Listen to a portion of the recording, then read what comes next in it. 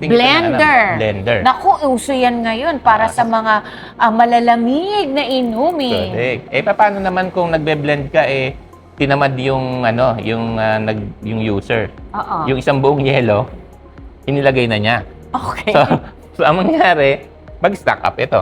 Correct. So, ano mangyayari? Mag-overheat. Correct. So, ano mangyayari? So, sinasadya na namin siyang pigilin. So, ano mangyayari kung may nakapigil dyan?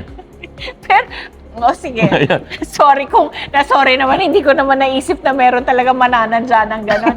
Okay, fine. Okay. So, hindi, nangyayari ma'am kasi talaga. Di ba? Minsan kahit cube ice, di ba? Cube. Yeah. So, inilagay mo dyan, medyo naalanganin ang lagay. Wala siya dun sa talim. So, malalak siya talaga doon. So, sinisimulate nyo yung bigger chunks of ice. Apo, Kung ilalagay dyan, kung mag-overheat. Yung ilalak mo na siya kasi 'di ba pag ang motor once napigilin mo yung rotating part hindi niya, na mag-iikot. iinit na 'yon, mag-overheat 'yon. So ito. Kunwari, iyon natin. Ay! So ito, ginawa naman para i-stop niya yung kasi iikot ka ng dire-diretso. Right.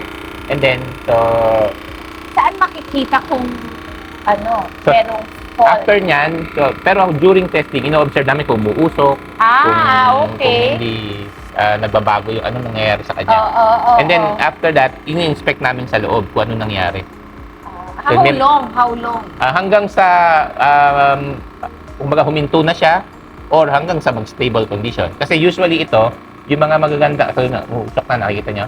Oo, umuusok na siya at hindi na umaamoy na siya. Umaamoy na siya. So ganun na mangyayari. Di ba? So that's the time to turn it off. Hindi siya ti-turn off.